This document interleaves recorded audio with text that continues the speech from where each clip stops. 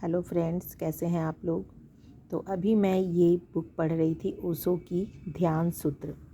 तो इसमें एक जगह पे है और अधिकतर लोगों का ये सवाल होता है कि साधना में ध्यान किसका करना है। अधिकतर लोगों का प्रश्न होता है कि ध्यान किसका करना है। तो इसमें हम देखते हैं कि इसका क्या उत्तर लिखा है ओशो ने अपने शब्दों में। तो यहाँ पर कह रहे हैं कि एक और मित्र ने पूछा है, साधना में ध्यान किसका करना है। तो बहुत सुंदर उत्तर इसका दिया गया है कि सामान्य रूप से ध्यान के संबंध में जो भी विचार प्रचलित है उसमें हम ध्यान को किसी के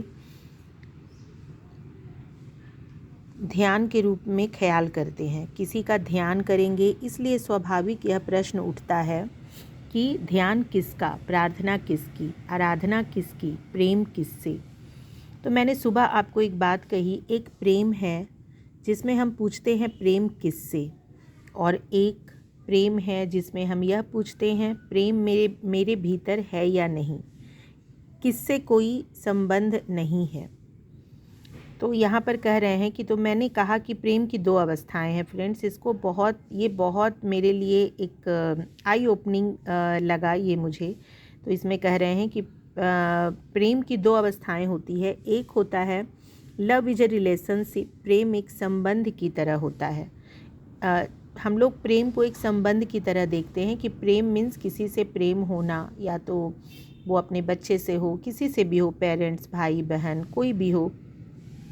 और एक प्रेम है कि प्रेम is a state of mind. एक प्रेम love is a relationship and दूसरा love is a state of mind. तो प्रेम मनोस्थिति की तरह। पहले प्रेम में हम पूछते हैं किससे। अगर मैं आपसे कहूँ मैं प्रेम करता हूँ तो आप पूछेंगे किससे, और मैं अगर यह कहूँ कि किससे का कोई सवाल नहीं, मैं बस प्रेम करता हूँ, तो आपको दिक्कत होगी।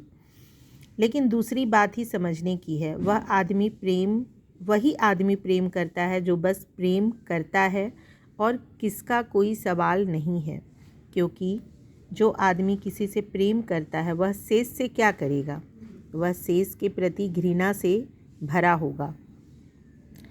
जो आदमी किसी का ध्यान करता है वह शेष के प्रति क्या करेगा, शेष के प्रति मूर्छा से घिरा है। अवस्था का मतलब यह है। ध्यान का मतलब किसी को स्मरण में लाना नहीं है। ध्यान का मतलब सब जो हमारे स्मरण में है उनको गिरा देना है, और एक स्थिति लानी है कि केवल चेतना मात्र रह जाए, केवल कॉन्शियसनेस मात्र रह जाए, केवल अवेयरनेस मात्र रह जाए। फिर यहाँ पर कह रहे हैं कि यहाँ हम एक दिया जलाएं और यहाँ से सारी चीज़ें हटा दें। एक एग्जाम्पल से इसको हम समझते हैं फ्रेंड्स, तो बहुत अच्छी क्लियरिटी आती है हमारी। तो यहाँ पे बताया जा रहा है कि यहाँ हम एक दिया जलाएं और यहाँ से सारी चीज़ें हटा दें तो भी दिया प्रकाश करता रहेगा। वैसे ही अगर हम चित्त से सारे ऑब्जेक्ट्स हटा दें, चित्त से सारे विचार हटा दें, चित्त से सारी कल्पनाएं हटा दें, तो क्या होगा। जब सारी कल्पनाएं और सारे विचार हट जाएंगे तो क्या होगा, चेतना अकेली रह जाएगी। चेतना की वही अकेली अवस्था ध्यान है। तो ध्यान किसी का नहीं करना होता है। ध्यान एक अवस्था है जब चेतना अकेली रह जाती है। जब चेतना अकेली रह जाए और चेतना के सामने कोई विषय, कोई ऑब्जेक्ट ना हो, उस अवस्था का नाम ध्यान है। तो मैं ध्यान का उसी अर्थ में प्रयोग कर रहा हूँ।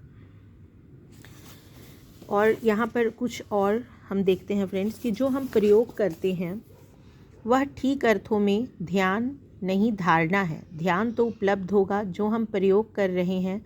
समझ लें, रात्रि को हमने प्रयोग किया चक्रों पर, सुबह हम प्रयोग करते हैं श्वास पर, यह सब धारणा है, यह ध्यान नहीं है। इस धारणा के माध्यम से एक घड़ी आएगी, श्वास भी विलीन हो जाएगी। इस धारणा के माध्यम से एक घड़ी आएगी कि शरीर भी विलीन हो जाएगा, विचार भी विलीन हो जाएंगे। जब सब विलीन हो जाएगा तो क्या शेष रहेगा, जो शेष रहेगा उसका नाम ध्यान है।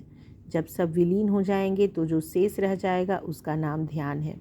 धारणा किसी की होती है और ध्यान किसी का नहीं होता।